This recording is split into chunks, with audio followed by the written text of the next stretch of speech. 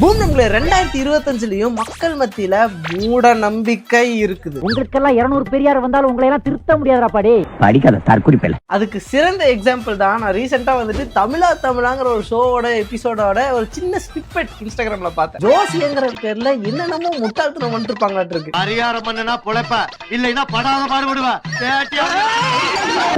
அந்த எபிசோட தான் நம்ம இன்னைக்கு பார்க்க போறோம். என்னென்ன மூட நம்பிக்கைகள் ஜோசிங்கிற பேர்ல உடால்ஸ் இதெல்லாம் என்னென்னு நம்ம பார்க்க போறோம். இப்ப பாத்தீங்கன்னா ஜோதிடத்திலயும் நிறைய மாற்றங்கள் வந்திருக்கு. முன்ன ஜோதிடம் அப்படிங்கப்போ கட்டம் வச்சு பாக்குறது, கிளிய வச்சு பாக்குறது. ஆனா இன்னைக்கு தேதிக்கு அவங்களும் அட்வான்ஸ்மெண்ட் வந்திருக்காங்க. எப்படி அட்வான்ஸ் ஆயிருக்காங்க? டெக்னாலஜில இன்டகிரேட் பண்ணி என்ன அட்வான்ஸ்மெண்ட்?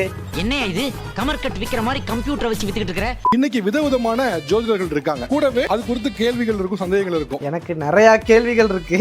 ஏன்னா எனக்கு பெருசா ஜோசியம் நம்பிக்கை கிடையாது. ஓப்பனா சொல்றேன். இந்த ஜோசியம், ஜாதகம், ஏவல், வவ்வால், ஓவல் இதுல நம்பிக்கை கிடையாது. நான் வர்றேன். சாமுத்திரிகா லட்சணம் சொல்லுவாங்க இதுக்கு. ரைட். அதனுடைய அடிப்படை தான் இது. சரி, ஓகே. முகத்தை பார்த்து ஆதாரம் வந்து சாமுத்திரிகா லட்சணம்னு ஒரு நூல் இருக்கு. அந்த நூல்ல இப்ப உதாரணத்திற்கு ஒருத்தரோட முகத்துல கன்னத்துல மச்சம் இருந்தா அவங்களுக்கு எப்படியான பலன்கள் இருக்கும்? எனக்கு மூக்குல ஒண்ணு இருக்கு. மூக்குல மச்சம்னா என்ன? இருங்க, சாமுத்திரிகா லட்சணம் அப்படின்னா என்னன்னு ஃபர்ஸ்ட் தெரிஞ்சுக்கணும். சாமுத்திரிகா லட்சணம்னா அதாவது பிசிக்க வச்சு அவங்க வந்துட்டு ஜோசியம் கண்டுபிடிக்கிறதுன்னு நினைக்கிறேன். இந்த புக் இருக்கு பாரு, சாமுத்திரிகா லட்சணம். இதை படிச்சா போதும். நீ இந்த புக்கை ஒரு தடவை படிச்சுட்டா நீ பாக்குற ஒவ்வொரு ஆளுமே ஒரு புஸ்தகம் மாதிரி தான். இந்த படி. இப்போ உங்களுக்கு வந்து மூக்குக்கு கீழே வாய்க்கு மேல இருக்கு. அப்ப அந்த மச்சம் வந்து என்ன மாதிரியான பலனை தரும் அப்படிங்கிற விஷயத்த நாங்க, அதாவது மூக்குக்கு கீழே வாய்க்கு மேல வந்துட்டு எனக்கு தெரிஞ்ச ஒரே ஆள் தான் வந்துட்டு நயன்தாரா தான். எப்போ கல்யாணம் நடக்கும், அவங்க வாழ்க்கையில growth இருக்குமா, இந்த மாதிரியான ஒரு விரிவான ஒரு ஜெமாலஜி சார்ந்து யார் யார் என்னென்ன கற்கள் வைக்கணும், நவரத்னங்கள். சரி, எவ்வளவு ஸ்டூப்பிடா இருக்கு. கல் இருந்தா நீங்க வந்துட்டு உங்க வாழ்க்கையில என்ன நடக்கும்னு எப்படி எனக்கு புரியவே இல்லை. எங்கள் போன் நம்பரை வச்சு பலன் சொல்றது. போன் நம்பர் வச்சா? ஆமா, போன் நம்பர்ல தான் பலன் சொல். போன் நம்பரை மாத்தினாலே அவங்க தலையெழுத்து மாறும். என்னடா இது?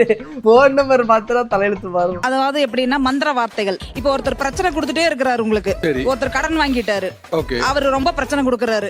இன்னைக்கு கொடுக்கலைன்னா பாரு என்ன பண்ற பாரு, கேஸ் கம்ப்ளைண்ட் கொடுத்துருவேன் அப்படின்னு பயப்படுத்துறாரு. அதுக்கு என்ன பண்ணலாம்? அது பேருக்கு பக்கத்துல பாதுகாப்புன்னு போட்டுடலாம். இந்தியாவுல இருக்க அறிவாளி கூட நம்ம ஊர்ல தான் இருக்காங்க. கண்ணு வைக்கல, இதுல கண்ணு வேற வைக்கிறது.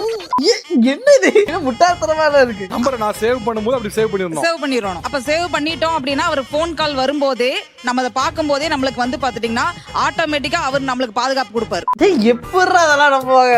ஐயோ, நான் இன்னும் வந்துட்டு ஷோவோட 4 நிமிஷம் கூட தாண்டல, இவ்வளவு முட்டாள்தனமா இருக்குங்கிற மாதிரி இருக்கு. இப்ப நீங்க ஒரு கேள்வி கேட்கலாம், எனக்கு எப்ப சார் வேலை கிடைக்கும் அப்படின்னு நீங்க ஒரு கேள்வி கேட்டீங்கன்னா, கேட்கக்கூடிய நபர் அவர் பாக்கெட்ல என்ன ரூபாய் வச்சிருக்காரோ, 50 100 அந்த ரூபாய் நோட்டு நீங்க கொடுத்தீங்கன்னா, அந்த ரூபாய் நோட்டுல இருக்கக்கூடிய எண்களை வைத்து உங்களுக்கு எப்போ எந்த காலகட்டங்கள்ல வேலை கிடைக்கும் கிடைக்காது அப்படிங்கிற ஒரு விஷயத்த வந்து இதுல வந்து சொல்ல முடியும். ஆமா, எவ்வளவு வச்சிருக்க? ₹1.25 வச்சிருக்கேன். 1.25 ரூபாயா? அதாவது நீங்க வாழ்க்கையில என்ன செஞ்சாலும் எதை வச்சு வேணாலும் ஜோசியம் சொல்லுவாங்கன்னு, ஆனா எதுவுமே வந்துட்டு கரெக்டா சொல்ல மாட்டாங்க. நான் இப்பவே சொல்றேன், எதுவுமே வந்துட்டு கரெக்டா இதுதான் அப்படின்னு சொல்ல மாட்டாங்க. ஏன்னா சொன்னாங்கன்னா வந்து அது நடக்காதுன்னு அவங்களுக்கு தெரியும். அப்படியே வந்து மேல் போக்கா பின் பாயிண்டா இதான் அப்படி சொல்லவே முடியாது. இப்ப என்கிட்ட ஒரு நபர் வர்றாங்க அப்படின்னா, அவங்க வர்ற நேரத்தை பொறுத்து அவங்களுக்கு எந்த இடத்துல டிசீஸ் இருக்குன்னு ஐடென்டிஃபை பண்ண முடியும். இதுக்கு டாக்டர்லாம் இவர் இருந்தாவே போதுங்க. டாக்டர் எல்லாம் எதுக்கு தேவையில்லாம படிக்கிறாங்கன்னே புரியல. இந்த நேரத்துல ஷோ பண்றோம். இப்ப இதை வச்சு ஏன் எதிரால சொல்ல முடியுமா? உங்களுக்கு வந்து இடுப்பு பகுதியில ஏதோ ஒரு பெயினோ ஏதோ ஒரு இம்பேலன்ஸ் இருக்கும், ரைட்? இந்த நிமிஷம் வரைக்கும் இல்ல, இருக்க கூடாது. மகப்பேருக்கு ஜம்ப் ஸ்டோன் இருக்கு. அதுக்கு என்ன பண்ணுவீங்க? இருக்கு, அதுக்கு ஜம்ப் ஸ்டோன் இருக்கு. நாங்க சொல்றபடி அந்த ஜம்ப் ஸ்டோன் அவங்க எடுத்தாங்கன்னா கண்டிப்பாக அவங்களுக்கு மகப்பேறு உண்டாகும். இல்ல, ஜெம் ஸ்டோன் போடணும் என்ன கையில போட்டுக்கணுமா? ஆமா, கையில போடணும். ஒரு சிலது வந்துட்டு ஒரு பாட்டில் ஒரு சில நாங்க சொல்லுவோம், அந்த பாட்டில நைட்டு போட்டுட்டு காலையில இருந்து தண்ணி குடிக்கணும். காலையில அந்த பாட்டில போட்டு நைட்டு இருந்து தண்ணி குடிச்சாங்க அப்படின்னீங்கன்னா அப்படியே அந்த ஜெம் ஸ்டோடியம் முழுங்கிட்டு ஆள் மர்க்கே ஆயிடுது. ஆனா எனக்கு எப்பவுமே ஒரு டவுட் இருந்திருக்கு. ஜோசியம் சொல்றவங்கனால நம்ம வாழ்க்கையை வந்துட்டு எப்படி நல்லா இம்ப்ரூவ் ஆக முடியும், இம்ப்ரூவ் பண்ண முடியும்ட்டு அவங்களுக்கு வந்து தெரிஞ்சிருக்கு, என்ன செஞ்சா என்ன ஆகும்ட்டு. அப்படிங்கும் போது அவங்க வாழ்க்கைக்கு இதெல்லாம் இம்ப்ளிமெண்ட் பண்ணி ஏன் அவங்க வாழ்க்கையை இன்னும் மேம்படுத்தாம இருக்காங்கன்னு எனக்கு புரியறதே இல்லை. இந்த கேள்விக்கான விடை தெரிஞ்சா நீங்க வந்துட்டு கமெண்ட்ஸ்ல சொல்லுங்க. சார், நாளைக்கு நம்மளால சம்பாதிக்க முடியுமோ முடியாதுன்னு பயப்படுறவன் தான் சார் சேர்த்து வைப்பான். எனக்கு அந்த பயம் இல்லை சார். உங்களுக்கு எங்க மச்சம் இருக்குன்னு சொல்றீங்களோ அதை வைத்து அவங்க வந்து உங்களுடைய எதிர்காலம் எப்படி இருக்குன்னு சொல்லுவாங்களாம். கண்ணுக்கிட்ட இங்க மச்சம் இருக்கு, சரி அப்புறம் கழுத்துக்கிட்ட மச்சம் இருக்கு, சரி. அப்புறம் முதுகுல ஒரு மச்சம் இருக்கு. ஸோ எப்பயுமே வந்து ஒரு பழமொழி என்னன்னா, ஏரோட்டும் மச்சானுக்கு இடது பக்கம் மச்சம், வாழ வந்த பெண்ணுக்கு வலது பக்கம் மச்சம் அப்படின்னு சொல்லுவாங்க. பொண்டாடி உன்னை செருப்பால் அடிச்ச கதையெல்லாம் நான் கேட்கல. வலது கண்ணம் அப்படின்னும் போது ஆளுமை மிக்கவர்களாக இருப்பாங்க. முதுகுல மச்சம் இருக்கிறவங்க பொதுவாவே அதிர்ஷ்டம் நிறைந்தவர்கள். குடும்பத்துல வந்து பாத்தீங்கன்னா அவங்களுக்கு வந்து நிறைய அவங்க சொல்றது எல்லாரும் கேட்பாங்க. பிளஸ் எப்பயுமே நம்ம கண்ணுக்கு சொல்றேன், எதுவுமே வந்துட்டு கரெக்டா இதுதான் அப்படின்னு சொல்ல மாட்டாங்க. இப்போ உங்களோட எதிர்காலத்தை என்ன இவங்க சொன்னாங்க இல்லையா, எனக்கு அதுல உடன்பாடே இல்ல. ஏன்னு கேட்டா ஆளுமை திறன் உடையவர்கள் நாங்க, நான் டம்மி பீஸ் வீட்ல. என்ன பாட்டி அவங்க வந்து டம்மி பீஸ்னு ஒத்துக்கிட்டாங்க. நான் கூட ஆக்சுவலி வந்துட்டு பாட்டியை பார்க்கும்போது கொஞ்சம் டெரரா இருப்பாங்களாட்டு இருக்கு, மேபி மேட்ச் ஆகும்னு நினைச்சேன். நானு இங்க வர்றதுக்கே ரொம்ப கஷ்டப்பட்டு தான் வந்தேன். எதுக்கு அங்கெல்லாம் போறேன், உனக்கு என்ன தெரியும் பேச, வீட்டுல இரு. இப்ப பாருங்க, இவ்வளவு எதிர்ப்பை மீறி நீங்க வந்திருக்கீங்க அப்படின்னா அதுதான் படம் இல்லையா? இந்த டைலாக சொல்றதுக்கு ஒரு செகண்ட் முன்னாடி அவங்க மூஞ்சியை பாருங்களேன், மூஞ்சியே வாடி போயிருந்துச்சு அந்த அக்காக்கு. ஒரு பதில் சப்போர்ட்டிவா சொன்ன உடனே சிரிச்சிட்டாங்க. இல்ல, நிலா மாதிரி வயிற்று பகுதியில மச்சம் அப்படின்னு சொல்லும் போது உங்களுக்கு வந்து ஒரு ஆளுமை திறன் இருக்கும். காமனா அந்த ஒரு செட் ஆஃப் டைலாக்ஸ் பாத்தீங்களா, உங்களுக்கு ஆளுமை திறன் இருக்கும். இது இந்த மாதிரி ரொம்ப ஜெனரிக்கா இருக்கு. ஆனா எல்லாத்துக்கும் பொதுவாவே ஆளுமை திறன் இருக்கும் மாதிரியே சொல்லிட்டு இருக்கீங்களே. இல்ல, நான் சொன்னேன் வயிற்று பகுதியில இருக்க பெண்களுக்கும் மறைவு முதுகுல இருக்கக்கூடிய பெண்களுக்கும் இயற்கையா வந்துரும். நல்லா காக்கா புடி, என்ன பிடிச்சாலும் அங்க ஒண்ணும் மசிய போறது இல்ல. நீங்க ஒரு ஆளுமை மிகுந்த ஒரு பெண் அப்படிங்கிறாங்க, உண்மையா இல்லையா? கொஞ்சம் இருக்கு பாத்தீங்களா, 50-50 சான்ஸ். ஒருத்தங்க கிட்ட சொன்னாங்க, ஒருத்தங்க கிட்ட கொஞ்சம் இருக்குது, இன்னொரு கிட்ட சொன்னாங்க, அவங்க டம்மி பீஸ் அவங்க ஒத்துக்கிட்டாங்க. அதுதான் எனக்கு தெரியல, ரீசெண்டா ஒரு 6 months தான் அந்த மச்சம் இருக்கு. புதுசா மச்சம் உருவாகுமா என்ன? தம்பிக்கு வந்து பாத்தீங்கன்னா குருவோட இயக்கம் இயங்குது. நான் சொல்றேன், பொருளாதாரம் இப்பதான் வந்துட்டு இன்க்ரீஸ் ஆகும், வாழ்க்கை வந்து மேல் நோக்கி போகும், கல்யாணம் அமையும். இதுக்கு அடுத்த லெவலுக்கு போலாமாங்கிற எண்ணங்கள் அவருக்கு வந்து இப்ப அதிகமா வரும். ஆக்சுவலி நான் ஒரு ராப்பர் சார், நான் இண்டிபெண்டன்ட் ஆர்டிஸ்ட். இப்போ நிறைய ஷோஸ் நிறைய இதெல்லாம் பண்ணிட்டு இருக்கேன். மச்சம் வந்த பிறகு உங்களுக்கு அது ஆட்டோமேட்டிக்கா அந்த ஃபீல் ஆஃப் மைண்ட் வருதாங்கறத நீங்க பால் பண்ணிக்கீங்களா? இல்ல, நான் ஃபர்ஸ்ட் ஒர்க் பண்ணிட்டு இருந்த மாதிரியே தான் இப்பயும் ஒர்க் பண்ணிட்டு இருக்கேன். எக்ஸ்ட்ரா எஃபர்ட்ஸ் நான் போட ஆரம்பிச்சேன். எக்ஸ்ட்ரா போடுறீங்கல்ல, எக்ஸ்ட்ரா போடுறதுக்குரிய பவர் வந்து அந்த மச்சம் வந்து கேட்ட தலை வலிக்குது.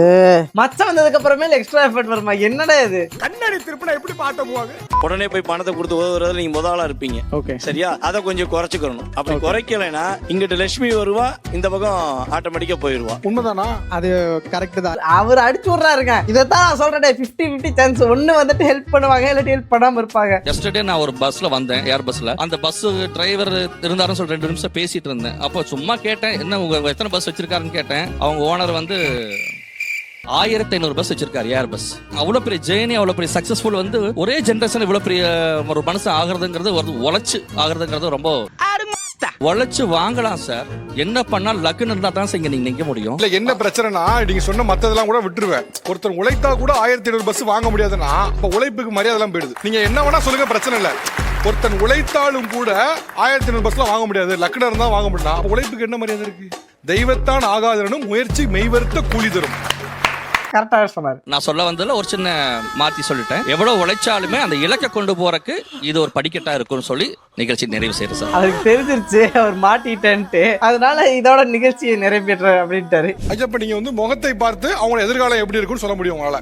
ஆமா, இப்பதான் நல்ல சம்பவம் இருக்கிறது. நம்ம ஐயா வந்துட்டு இப்போ வந்து ஒரு பொண்ணோட ஃபேஸ பார்த்து அவங்களோட மொத்த வாழ்க்கையை சொல்ல போறாரு. இப்போ உங்களுடைய இந்த புருவத்தை மேல இப்படி தூக்குனா சுருக்கம் வருது இல்லையா, கைராக மாதிரி, கையில இல்ல, அப்படி நேரா தூக்கணும். இப்போதைக்கு அவர் வந்து ஃபேஷியல் ஸ்கேன் பண்ணிட்டு இருக்காரு.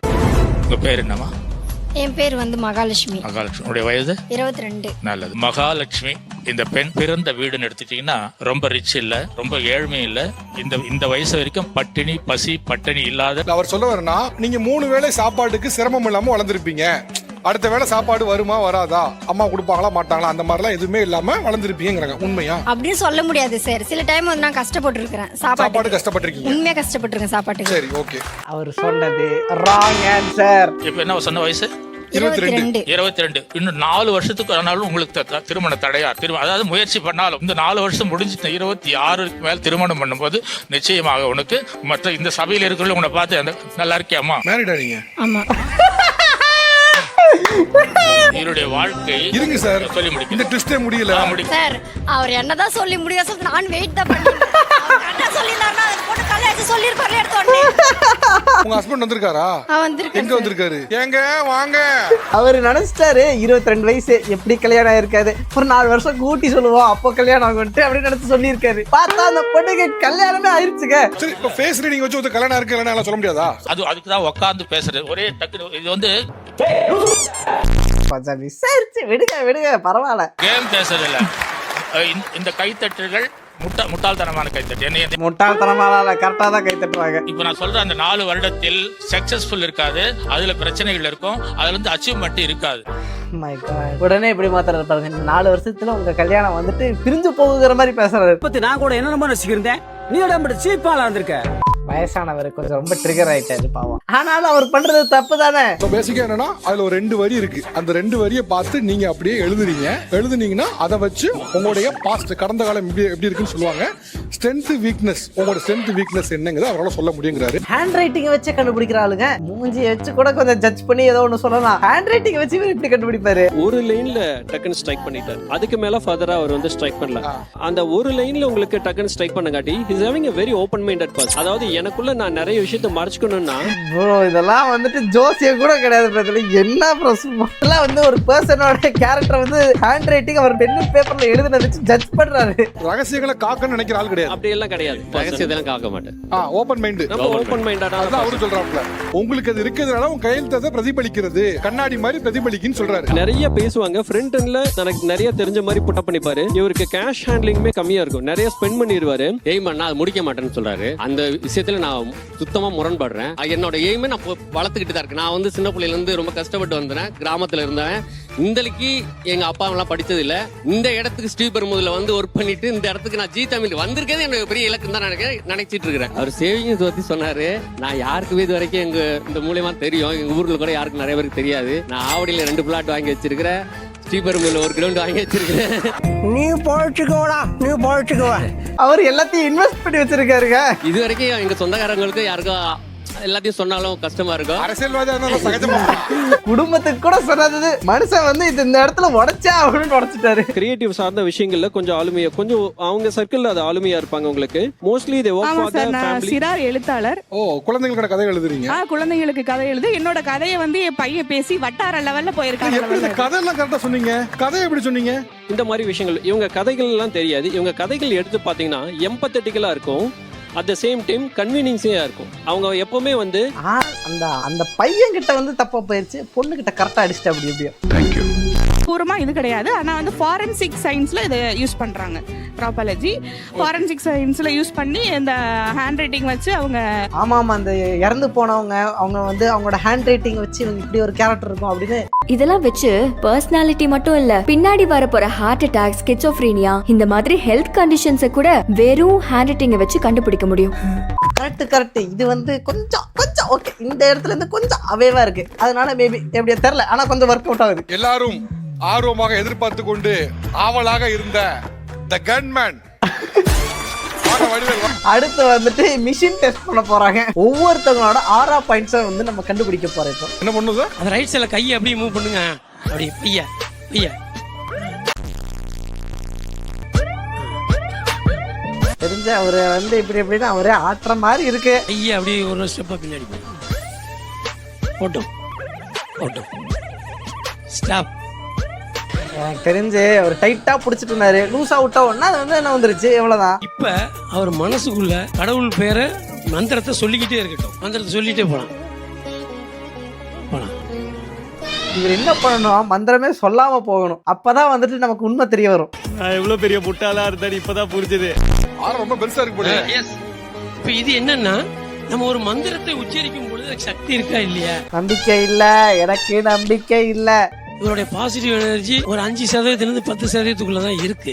எவ்வளவு கான்பிடென்ட்டா ஏமாத்துறாங்க பாத்தீங்களா? இத்தனை பேர் பாக்குற இடத்துல வந்துட்டு இதுதான் ஆரா மிஷின் அப்படின்னு சொல்லிட்டு எவ்வளவு கான்பிடென்ட்டா இவர் வந்து ஏமாத்த ட்ரை பண்றாரு. இதெல்லாம் கண்டுபிடிக்க மாட்டாங்கன்னு நினைக்கிறாரா? எனக்கு புரியல.